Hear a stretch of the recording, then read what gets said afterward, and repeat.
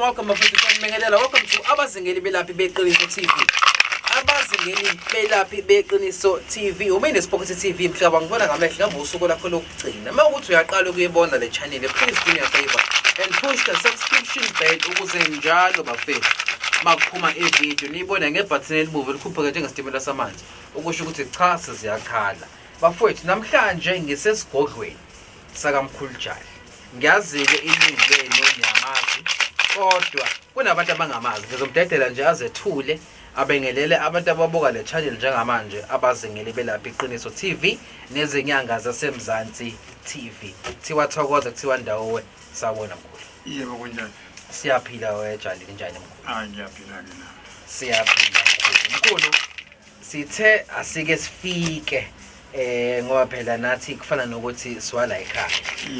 Asike sifike mkhulu sizobuza abalandeli sebelokho besihluphile bethi ngempela omkhulu usakwazi ukuyenza indento. Yebo ngiyaqhubeka ukuyenzeka lezi.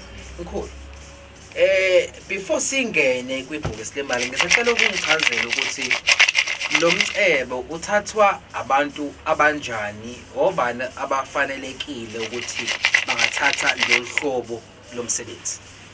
Thokoza. Yebo. Lo msebenzi ngizodinga ngisebenza nedlozi. Yes. Ngizodinga abantu abathathu abaseke emhlabeni. Okay. Usikwazi ukuthola ke imali yayibhokisi. Yes. Abuna ubungozi ukuchitheke negazi. Ngizosebenza nabantu abathathu abaseke emhlabeni. Usikwazi ukuthola ke le mali. Okay, so uthi ukubalandele mkhulu leli bhokisi lisebenza ngabantu abangasekho bakini abathathu. Yebo. Ubona labazosilethela ke inhlanhla ukuthi sikwazi ukuthola ke imali. Yes mkhulu. Yebo, njengoba ngicazile ukuthi abunabungozi ngizodinga ke lamagaba abantu abathathu ile abangasekho lemhlabeni abantu abadala. Ukuthi bona sikwazi ukuthola kahle le imali kuvuleke inhlanhla zakho zonke. Yes mkhulu. Yebo. Leli bhokisi mkhulu awuchithe igazi alihluphi ekhaya for umuntu uneyingane alihluphi nje. Athinte lutho ke emndenini. La amandla ami la uhlangene wena naye lutho. Labo ngizodinga ke lamagama abathathu kuphela abantu abadala abaseke emhlabeni. Ngizodinga wona kuphela.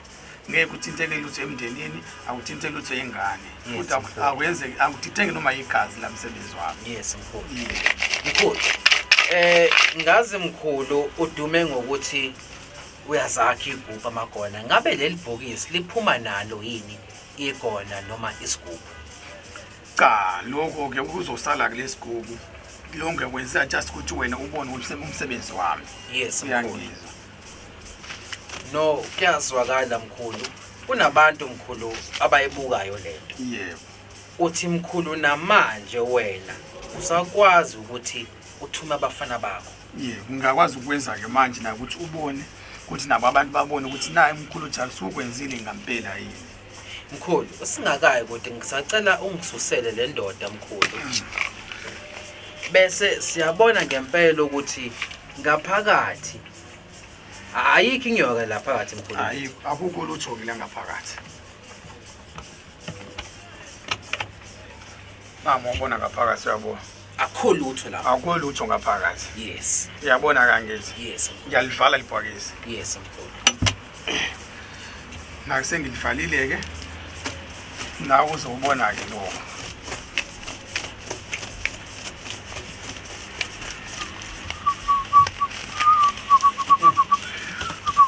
Manje mkhulu njengamanje kwenzakalani njengamanje mkhulu? Njengamanje kwenzakalani mkhulu?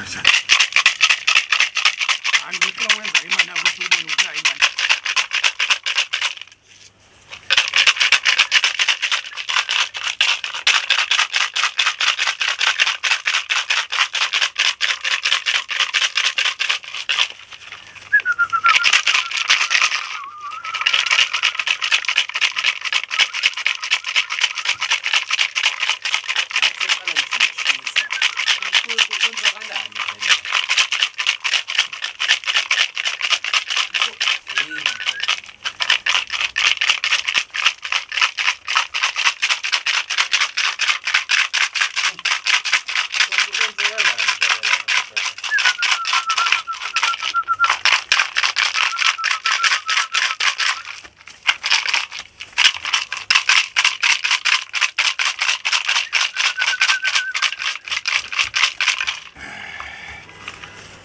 Sikuright yini si right kanjani mkhulu ngoba phela sibonile ukuthi ibhokisi belingalutho so kodwa masingeneke imali abantu bathi abangiveze ukuthi khona uthi mina abafana bakho sebeqedile ukusebenza baqedile balethile imali ngaphakathi mkhulu ngingathandi mkhulu ukuthi ngithinte izinto zabantu ngoba manje ngiyavula lana kunenhlwathi la ngisacela mkhulu kuba wena ovulayo ngoba mina angikho awuvule mkhulu ngoba angiboni ukuthi imali hayi mkhulu ngeke mkhulu siyayibona ngeke mkhulu ngekwazi mkhulu ukuthi imali mkhulu lena ngekwazi mkhulu imali yangampela ke le mkhulu uthi le mali lena mkhulu ayinamgomo le mali lena mkhulu kombandela le mali wena ngisaba nokuyithinta mkhulu ungasabi imali yangampela ayinabungozi le mali ngingayidla nezingane zami noma umuntu nengane ungayithatha ngayo noma izukulu zakhe ungayidlala le mali ngingaphuma mkhulu ngihambe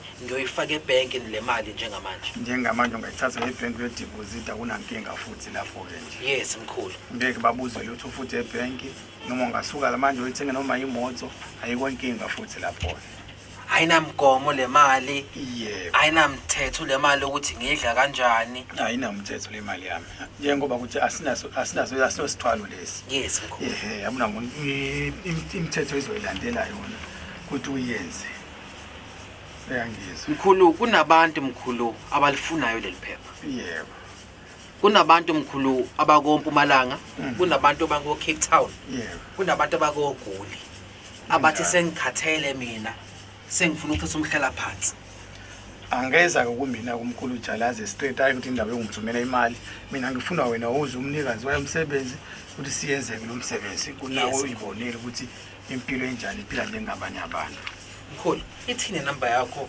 ukuze umuntu ofunayo lo msebenzi ayithole lento ayifunayo kuwena ithi 067 03 08 58 58 2 ngisacela siphinde kwekugcina njalo 06 70 30 85 82 yo number ngithola kuma calls noma ku WhatsApp noma ngangifona noma ngevideo call uzongithola kule number ngiyazi ke mkhulu njengoba une special zeyigugu ngiyawazi umsebenzi lona ukuthi lo msebenzi ujwayele ukubiza ngiyazi ukuthi ekuqaleni umuntu of which le video sazoyikhipha wafika ebonge ngo250 ethola 100 yena ngisacela mkhulu ukuthi singabashayi ngenani eliphezulu ngoba vele la ekhaya kaJali siseyibhesheli njengamanje uyikuphu zakho zikuyibhesheli bengizobacelela abalandeli ukuthi nebhokisi liphuma ngespecial iphuma ngespecial kodwa kumuntu oqala ukufika umuntu oqala ukukhiphela ngespecial kodwa abanye ngeke ngikhiphe ngespecial ngizoba ngibuyele kwinormal nizuleke bafethu umini Sport TV mhlawumbe ngibona ngamehlo kabusuku lakho lokugcina ngiyacela please do like share and subscribe ake ngihambe bafethu ngiyothola izinto ezikhala kahle sekunjalo